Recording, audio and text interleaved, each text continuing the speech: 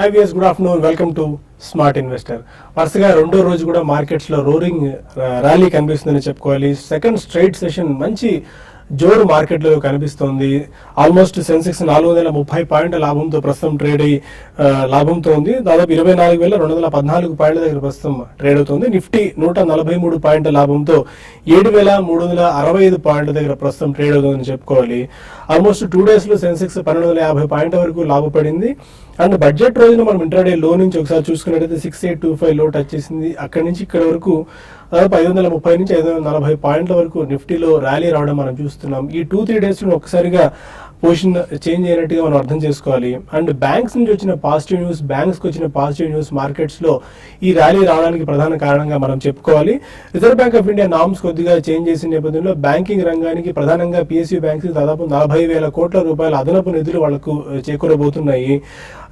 ఈ locking unlocking of resources వల్ల వాళ్ళు రుణాలు ఇవ్వడము, ఆ రుణాల నుంచి కొద్దిగా సెక్టార్లోకి రావడము, ఓవరాల్ గా దాదాపు బ్యాంకుల లాభదాయకత పెరిగే అవకాశం ఉన్న నేపథ్యంలో బ్యాంకింగ్ రంగ స్టాక్స్ కి, బ్యాంక్ ఇండెక్స్ కూడా లాభాలు రావడం మనం చూస్తున్నాం. PSU బ్యాంక్ ఇండెక్స్ ఆల్మోస్ట్ 2 రోజుల్లోనే 12 నుంచి 13% వరకు పెరగడాన్ని మనం గమనించాలి. స్టేట్ బ్యాంక్ ఆఫ్ ఇండియా దాదాపు 9% వరకు ఇవాళ పెరిగింది. బ్యాంక్ ఆఫ్ బరోడా కానివ్వండి, bank of India, Indian bank, union bank of India, Canara bank, Punjab national bank, ఇలా అక్రాస్ ద బోర్డ్ బ్యాంకింగ్ రంగ షేర్స్, స్పెసిఫిక్ గా ప్రభుత్వ రంగ బ్యాంకింగ్ షేర్స్ లో మంచి కొనుగోళ్ల మద్దతు లభించిందిగా మనం చెప్పుకోవాలి. వీటితో పాటు reality, oil and gas, consumer durables లో కూడా మంచి బయింగ్ ఇంట్రెస్ట్ ఎమర్జ్ అవుతుంది. క్యాపిటల్ గూడ్స్ లో కూడా మంచి బయింగ్ ఇంట్రెస్ట్ ఎమర్జ్ అవుతుంది. వీటితో డొమెస్టిక్ ఫ్యాక్టర్స్ ఒకసారి చూసుకున్నట్టయితే రూపీ కూడా స్ట్రాంగ్ గా రిబౌండ్ అని చెప్పుకోవాలి. 3 వారాల గరిష్ట స్థాయి దగ్గర ప్రస్తుతం రూపాయి ట్రేడ్ అవుతూ వస్తుంది. అండ్ నిన్న వచ్చిన ప్రొవిజనల్ డేటా ప్రకారం FIIs దాదాపు 1,761 కోట్ల రూపాయల మేర బయింగ్ జరిపారు. దీంతో షార్ట్ కవరింగ్ మాత్రమే కాదు, కొద్దిగా జెన్యూన్ బయింగ్ కూడా మార్కెట్ లో ఉంది అన్న దానికి మద్దతు చేకూరుస్తుందిగా చెప్పుకోవాలి. వాళ్ళగా ట్రెండ్ ఎలా ఉండొచ్చు, టైంలో ఇన్వెస్టర్స్ అంటే ట్రేడర్స్ తీసుకోవాల్సిన జాగ్రత్తలు ఏంటి అన్న అంశంతో పాటు మన అంశాలు మనతో మాట్లాడేందుకు ఇద్దరు అనలిస్టులు సిద్ధంగా ఉన్నారు. Good afternoon both officer. Second day roaring rally almost 1,250 నుంచి 1,300 పాయింట్ల వరకు సెన్సెక్స్ లో ర్యాలీ రావడం చూస్తున్నాం with in 2 days. But banks కి ఒక్కసారిగా PSU బ్యాంక్స్ లో మంచి ర్యాలీ కనిపిస్తుంది. ఇక ఆ NPA సమస్యలు అవన్నీ పోయినట్టేనా? నో, డెఫినెట్లీ NPA సమస్యలు అయితే ఏం పోలేదండి. వాళ్ళకి క్యాపిటల్ అడిక్వసీ రేషియో అనేది ఒక రేషియో ఉంటుంది. బాసిల్ 3 నార్మ్స్ ప్రకారం వాళ్ళు దానికి చేరుకోవడానికి ఈ బ్యాంక్ రీక్యాపిటలైజేషన్ అనేది దోహదపడుతుంది. సో గతంలో వాళ్ళు NPA ప్రొవిజన్స్ అవన్నీ చేశారు కాబట్టి RBI వాళ్ళు అకౌంటింగ్ ట్వీక్ చేశారండి. కాబట్టి కొద్దిగా సడలించారు అది. సో అది సడలించిన దాని మూలాన ఈ క్యాపిటల్ అడిక్వసీ రేషియో అనేది కొద్దిగా బ్యాంక్స్ కి పెరుగుతుంది. సో రీజనబుల్ వెల్ క్యాపిటలైజ్డ్ అని గతంలో అనుకున్న దానికంటే 25,000 crores ఏదైతే బడ్జెట్ లో ప్రొవైడ్ చేశారో అది కాకుండా అడిషనల్ గా ఈ అమౌంట్ కూడా వస్తుంది. కాబట్టి రీజనబుల్ వెల్ క్యాపిటలైజ్డ్ అనే దానికి ఈ ఇయర్ కి అట్లీస్ట్ అకౌంటింగ్ ప్రాక్టీస్ పరంగా it will be little bit stronger. కాబట్టి ఈ రోజు మనం బ్యాంక్స్ లో కొద్దిగా ర్యాలీ అనేది చూస్తున్నాం అండి డెఫినెట్లీ. బట్ NPA ప్రాబ్లం అనేది మొత్తం పోలేదు. బట్ హోప్ఫుల్లీ పోను మనకి క్యాపిటల్ అడిక్వసీ రేషియో మీదనే మనకి NPAs అండ్ GPAs అవన్నీ కూడా వాళ్ళు నిర్ధారిస్తారు. కాబట్టి ప్రాబ్లీ ఇది కొద్దిగా దోహదపడే అంశం అనే చెప్పుకోవచ్చండి. అదర్ దెన్ దట్ డెఫినెట్లీ మనకి ఓవరాల్ గా గ్లోబల్ మార్కెట్స్ అన్ని కూడా పాజిటివ్ గా ఉన్నాయి. నేను అమెరికన్ మార్కెట్స్ చాలా స్ట్రాంగ్ గా క్లోజ్ అయినాయి. ఏషియన్ మార్కెట్స్ కూడా ఈ రోజు చాలా స్ట్రాంగ్ గా ఉన్నాయి. కాబట్టి ఇంటర్నేషనల్ న్యూస్ కూడా పాజిటివ్ గానే ఉంది. అండ్ మనకి బడ్జెట్ అయిన నెక్స్ట్ డే నుంచి డెఫినెట్లీ నిన్న ఇవాళ మంచి స్ట్రాంగ్ గెయిన్స్ చూస్తున్నాము. So overall short covering plus reasonably కొద్దిగా వాల్యూ బేస్డ్ బయింగ్ అనేది కూడా అక్రాస్ ద బోర్డ్ నడుస్తుందని మిడ్ అండ్ స్మాల్ క్యాప్ లో కూడా, ఈవెన్ మైక్రో క్యాప్ స్టాక్స్ లో కూడా ఎక్స్ట్రీమ్లీ బీటన్ డౌన్ స్టాక్స్ లో we're seeing a very strong buying అనే చెప్పాలి. It's not just simply pull back అని మాత్రం చెప్పుకోలేదు. ఫైన్ టెక్నికల్ సెన్స్ చూస్తుంది రాజేంద్ర గారు. 7350 మంచి సపోర్ట్ లెవెల్, దానిపైన ప్రస్తుతం ట్రేడ్ అవుతూ వస్తుంది. How it's going to turn out? Actually మనం లాస్ట్ 3 days ర్యాలీ చూస్తే కనుక ప్రాబ్లీ మనం ఒక సప్లై జోన్ లోకి వచ్చిందని మార్కెట్ చెప్పొచ్చు. సో బేసికలీ 2 weeks హై ఏదైతే ఉందో 7226, సో దాని అబౌవ్ ఉన్నంత కాలం డెఫినెట్ గా బుల్లిష్ అనే మనం చెప్పుకోవచ్చు. ఓన్లీ థింగ్ ఏంటంటే ఫ్రెష్ లాంగ్స్ ఈ టైంలో అవాయిడ్ చేయాలి, ఎందుకంటే మనం సప్లై జోన్ లో ఉన్నాం కాబట్టి. సో 7362 కరెంట్ మార్కెట్ ప్రైస్ ఉంది. మేబీ ఇంకొక 60 to 70 పాయింట్స్ అప్ మూవ్ వెళ్ళే ఛాన్స్ ఉంది నిఫ్టీ. సో ఈ కాంటెస్ట్ లో ప్రాబ్లీ ఈ రోజు గ్యాప్ ఏదైతే క్రియేట్ అయిందో ప్రాబ్లీ నెక్స్ట్ మార్కెట్ కరెక్ట్ అవుతే కనుక అది ఫిల్ చేసే అవకాశం ఉంది. 7308 అండ్ 7235 అంటే ఒక 70 పాయింట్స్ గ్యాప్ నిన్నటి క్లోజింగ్ కి ఈ రోజు ఓపెనింగ్ కి ఏదైతే క్రియేట్ అయిందో ప్రాబ్లీ అది ఫిల్ చేసే అవకాశం ఉంటుంది. సో డెఫినెట్ గా ఈ స్టేజ్ లో వెయిట్ చేయమని చెప్తాను. మేబీ మార్కెట్ కొద్దిగా డిప్ వస్తే తీసుకోవచ్చు.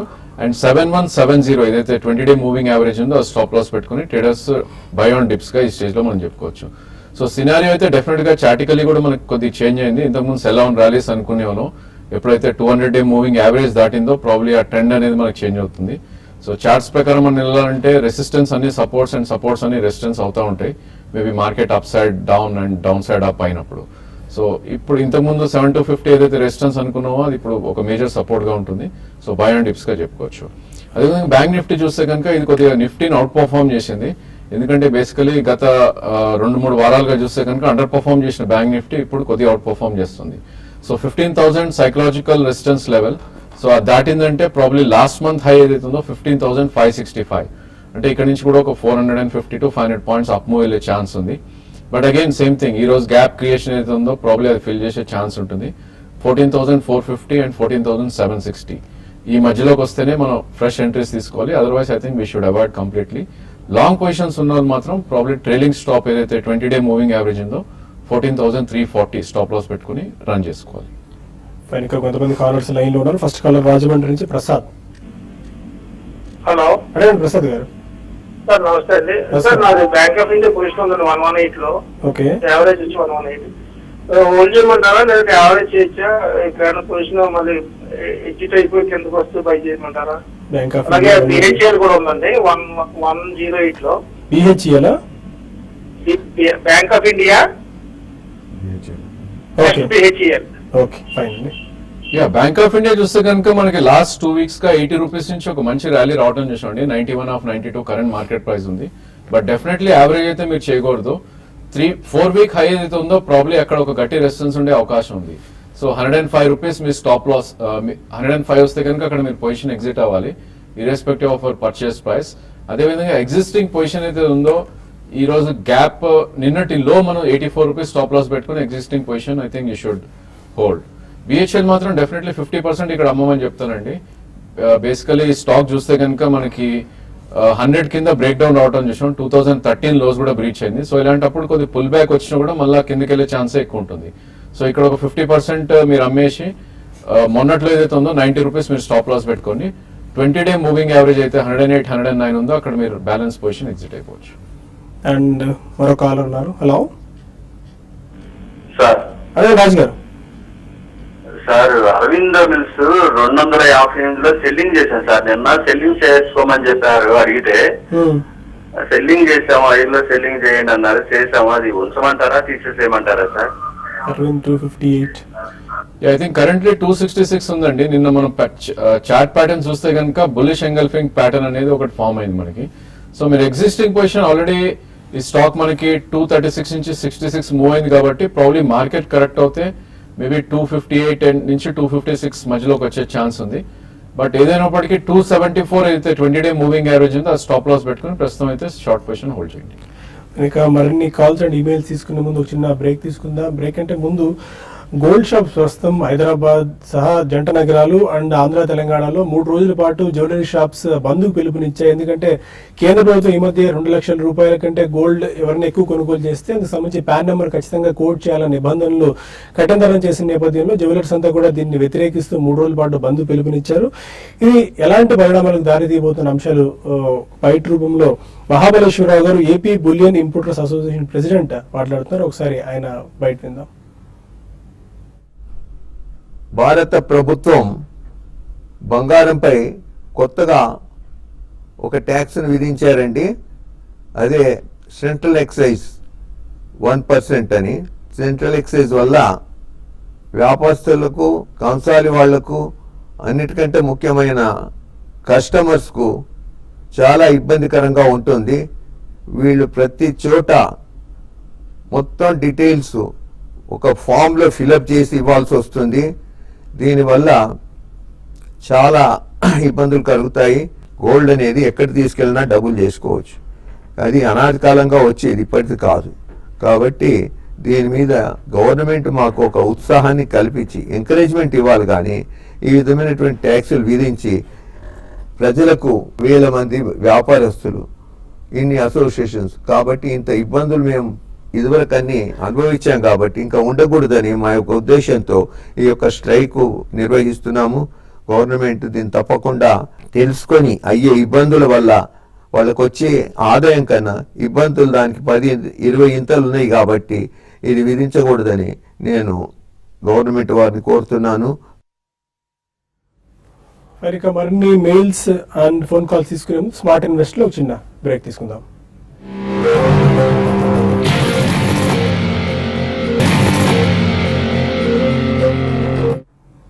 Welcome back to smart investor. మరో కాలర్ నెల్లూరు నుంచి సురేష్ ఉన్నారు. రండి సురేష్. సార్ నమస్కారం అండి. నమస్కారం అండి. సార్ మరి సిబిసి వెంచర్స్ మీద ఐడియా ఉందండి కొనాలని, దాన్ని మీరు ఏం సలహా చెప్తారు? తీసుకోవచ్చు అంటారా? టీడీపీ వెంచర్స్ ఎందుకు తీసుకుందాం అనుకుంటున్నారు? ప్రైస్ అట్రాక్టివ్ గా ఉందనా?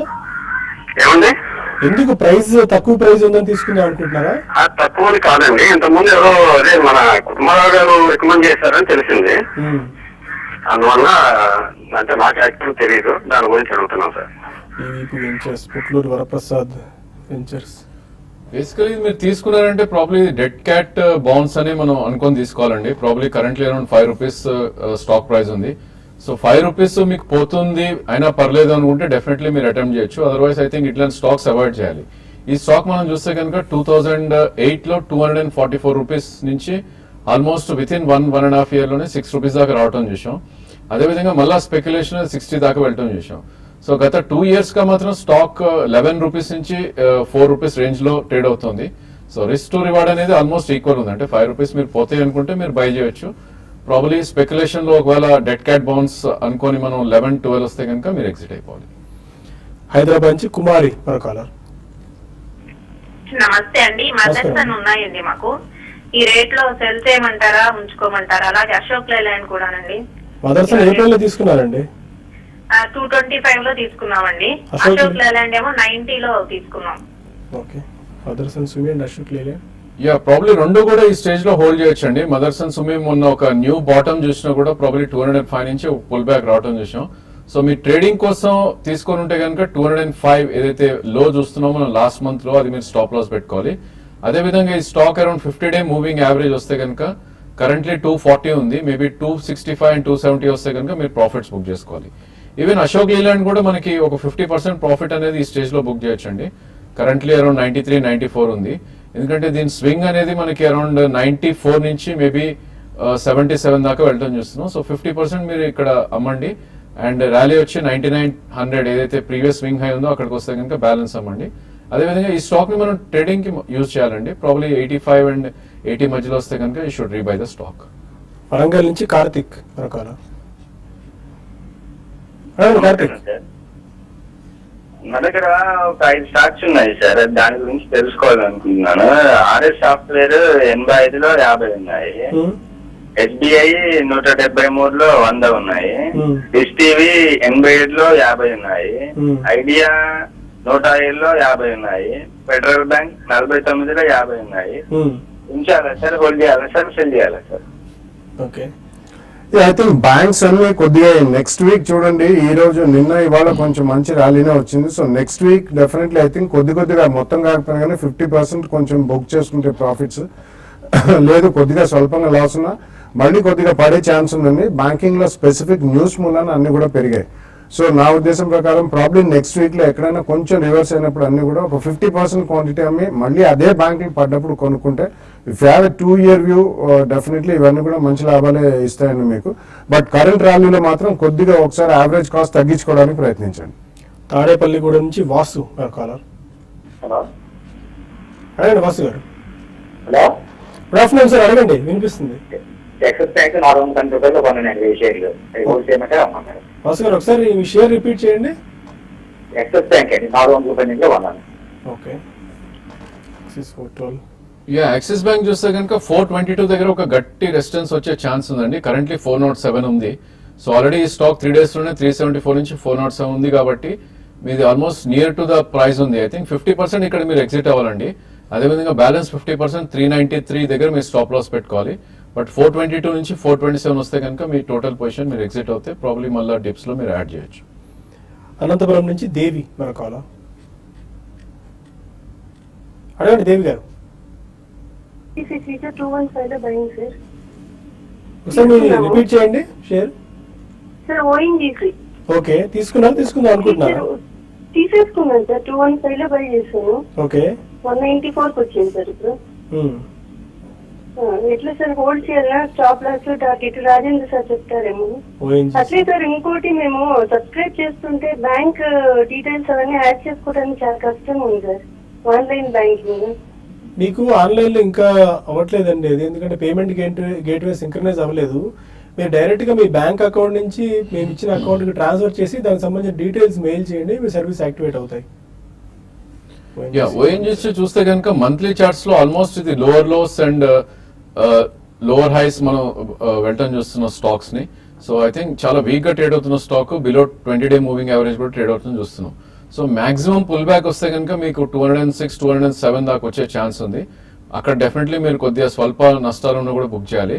అదేవిధంగా నిన్నటి లో ఏదైతే ఉందో 188, దాని కింద 2 రూపీస్ అంటే 186 కింద క్లోజ్ అవుతే కనుక మీరు స్టాప్ లాస్ పెట్టుకుని మీ పొజిషన్ ఎగ్జిట్ అవ్వాలి. రాజమండ్రి నుంచి వెంకటరెడ్డి మన కాలర్. సార్ నమస్తే అండి. నమస్కారం అండి. సార్ హెచ్డిఐఎల్ తీసుకుందాం అనుకుంటున్నాం, ఈ రేట్ లో తీసుకోవచ్చా అయినా వెయిట్ చేయొచ్చా? HDIL. యా ప్రాబ్లీ స్టాక్ చూస్తే కనుక ఒక రేంజ్ అనేది ఎస్టాబ్లిష్ అవడం చూస్తున్నాం చార్ట్స్ పరంగా. 54 నుంచి 80 దగ్గర ఒక రేంజ్ గా మనం పరిగణించవచ్చు. సో ఆల్రెడీ మనం near to the high of the range ఉన్నాం కాబట్టి మేబీ 50% ఇక్కడ మీరు అటెంప్ట్ చేయొచ్చు. కరెంట్ మార్కెట్ 68 ఉంది. అదేవిధంగా మార్కెట్ కరెక్ట్ అయ్యి మొన్నటి 2 days లో ఏదైతే 59-60 ఉందో అక్కడ మీరు 50% అటెంప్ట్ చేయండి. బట్ స్ట్రిక్ట్ గా దీన్ని 54 కింద క్లోజింగ్ బేసిస్ స్టాప్ లాస్ పెట్టుకుంటే ఇది 200-day మూవింగ్ యావరేజ్ 76 హాఫ్ దాకా అప్ సైడ్ వెళ్ళే ఛాన్స్ ఉంది మార్కెట్ కనుక ర్యాలీ కంటిన్యూ అవుతాయి. ఇంకా కొన్ని ఈమెయిల్స్ కి సమాధానం తెలుసుకుందాం. రత్నం బత్తల అడుగుతున్నారు, కుల్కర్ని పవర్స్ ఈ ప్రైస్ లో యావరేజ్ ఏ ప్రైస్ లో యావరేజ్ చేసుకోవచ్చు? It's a micro cap stock అండి, though it's a decent company, but చాలా మైక్రో క్యాప్ స్టాక్. ఎగ్జాక్ట్లీ ఏ ప్రైస్ లో యావరేజ్ చేసుకోవడం అనేది చెప్పడం కష్టం, ఎందుకంటే వీటిలో లిక్విడిటీ కూడా చాలా తక్కువ ఉంటుంది. కాబట్టి మీరు వెయిట్ చేయండి, మార్చ్ క్వార్టర్ రిజల్ట్స్ వచ్చిన తర్వాత డెఫినెట్లీ మీరు అక్కడ you can take a fresh bet అండి. అప్పటిదాకా మాత్రం మీరు కరెంట్లీ యావరేజ్ చేయండి. సురేష్ కుమార్ అడుగుతున్నారు, HDIL ప్రజెంట్ రేట్ లో బై చేసుకోవచ్చా for trading? No definitely no అండి. ఇందాక నేను చెప్పిన ఆన్సర్ మీకు కూడా వర్తిస్తుంది. ప్రాబ్లీ కొద్ది డిప్స్ కోసం వెయిట్ చేసి I think you can attempt. గ్రంథి లక్ష్మి అడుగుతున్నారు, Walchand Nagar shares 100 shares 136 rupees intraday గురించి బై చేస్తున్నారు, ఎన్ని targets? Yeah probably currently 134 half ఉంది. ఆల్రెడీ 37 హాఫ్ వెళ్ళి కొద్దిగా రియాక్ట్ అవుతుంది. సో ఐ థింక్ 130 హాఫ్ కింద మీరు స్టాప్ లాస్ పెట్టి హోల్డ్ చేయొచ్చు. మేబీ మార్కెట్ ఇట్లనే కంటిన్యూ అవుతే కనుక మళ్ళీ ఈ రోజు హై ఏదైతే 137-38 ఉందో అది వచ్చే ఛాన్స్ ఉంది. పవన్ కుమార్ అడుగుతున్నారు, వోకార్డ్ ప్రజెంట్ రేట్ లో బై చేసుకోవచ్చా fresh positions for technical levels ఎట్లా ఉన్నాయి? యా ఈ స్టాక్ చూస్తే కనుక 849 ఏదైతే 20-day మూవింగ్ యావరేజ్ ఉందో దాని అబౌట్ ట్రేడ్ అవుతుంది చూస్తున్నాం. సో టెక్నికల్ సెటప్ చూస్తే కనుక మేబీ ఒకసారి ఈ రోజు క్లోజింగ్ కనుక 849 అబౌవ్ అవుతే కనుక మేబీ ఫర్దర్ ర్యాలీ వచ్చే ఛాన్స్ ఉంది. మేబీ స్మాల్ క్వాంటిటీస్ మీరు అటెంప్ట్ చేయొచ్చు. కరెంట్లీ 873 ఉంది. సో 849 స్టాప్ లాస్ పెట్టుకుని మేబీ 920 టార్గెట్ కోసం మీరు అటెంప్ట్ చేయొచ్చు. కమల్ అడుగుతున్నారు, ఎస్టర్ ఇండస్ట్రీస్ 72 రూపీస్ లో బై చేశారు, షార్ట్ టర్మ్ గురించి technical levels Ester industries. Yeah Ester చూస్తే కనుక లాస్ట్ 3 days లోనే 35 రూపీస్ నుంచి ఆల్మోస్ట్ మనకి 45 దాకా రావటం చూసాం. దీని రెసిస్టెన్స్ పాయింట్స్ అనేది 46 నుంచి 50 మధ్యలో ఉన్నాయి, 20-day moving average and 200-day moving average. So అక్కడ ఒక గట్టి రెసిస్టెన్స్ ఉండే ఛాన్స్ ఉంది. మేబీ అక్కడ మీరు కొద్దిగా క్వాంటిటీ అమ్మి మళ్ళా లో బై చేయడానికి అటెంప్ట్ చేయొచ్చు. నాగరాజ పెడపల్లి అడుగుతున్నారు, DHFL కరెంట్ ప్రైస్ లో బై చేసుకోవచ్చా, టార్గెట్ ఎలా ఉండొచ్చు for 6 months DHFL? Yes, 6 months I think it's a fairly liquid stock and Dewan Housing Finance Limited, but 6 months ante it's better to follow technicals and purely fundamentals paranga aithe matram it will take a long time. So technical levels ante cheptara. Yeah probably stock చూస్తే కనుక మనకు already 140 నుంచి 160 దాకా అంటే 24 rupees rally out అని చూసాం మనం. So 179 ఏదైతే ఉందో మనకి గట్టి రెసిస్టెన్స్ ఉండే ఛాన్స్ ఉంది. సో ఈ స్టేజ్ లో risk to reward is not favourable even for 6 months. Maybe market కొద్దిగా కరెక్ట్ అయ్యి 3-day లో ఏదైతే ఉందో 149 నుంచి 147 వస్తే కనుక అక్కడ మీరు అటెంప్ట్ చేయండి. మేబీ 6 months లో అగైన్ 198 నుంచి 200 వెళ్ళే ఛాన్స్ ఉంది. రాంబాబు అడుగుతున్నారు, వ్యాప్కో 6400 లో తీసుకున్నాను, ఆ ప్రైస్ ఎక్స్పెక్ట్ చేయొచ్చా, మళ్ళీ ఫండమెంటల్స్ లో ఏమైనా చేంజ్ ఉందా? It's a very strong company అండి. ఫండమెంటల్స్ పరంగా అయితే ఏం చేంజ్ లేదు. మనం చూసాం హై ప్రైస్ స్టాక్స్ అన్ని కూడా లైక్ MRF, బాష్ ఇవన్నీ కూడా ఆల్మోస్ట్ 10,000 rupees కరెక్ట్ అండి. సిమిలర్లీ వాకో కూడా అబౌట్ 1,000 to 1,500 రూపీస్ దాకా కరెక్ట్ అండి. బట్ ఫండమెంటల్స్ పరంగా ఏం చేంజ్ లేదు. It's a very strong company and ABS లో ఉన్నారండి. సో నెక్స్ట్ 2016 తర్వాత కమర్షియల్ వెహికల్స్ అన్ని కూడా కంపల్సరీ మ్యాండేటరీ ABSకి వెళ్తారు కాబట్టి it's strong company, hold it. Friends still markets లో స్ట్రెంత్ కొనసాగుతూనే వస్తుంది. సెన్సెక్స్ 382 పాయింట్ల లాభంతో 24,162 పాయింట్ల దగ్గర ట్రేడ్ అవుతుంది. అండ్ నిఫ్టీ కూడా 126 పాయింట్ల లాభంతో 7,348 దగ్గర ట్రేడ్ అవుతుంది. 7350 ఆల్మోస్ట్ అక్కడ సెషన్స్ దగ్గర ట్రేడ్ అవుతుంది స్థిరంగా. ఎనీ క్లోజింగ్ ట్రేడింగ్ స్ట్రాటజీ రేంద్ర గారు? I think you should avoid longs and ఈ స్టేజ్ లో కనుక చూస్తే కనుక ప్రాబ్లమ్ మార్కెట్ డిప్ అయ్యి ఈ రోజు గ్యాప్ ఫిల్ చేస్తేనే ఫ్రెష్ లాంగ్స్ అటెంప్ట్ చేయాలి. Otherwise I think you should SIT side lines అని చెప్పొచ్చు. Fine, thank you very much both of you sir. ఇది ఇవాళ స్మార్ట్ ఇన్వెస్టర్. రేపటి బిజినెస్ బ్రేక్ఫాస్ట్ లో మళ్ళీ కలుద్దాం. Stay with us.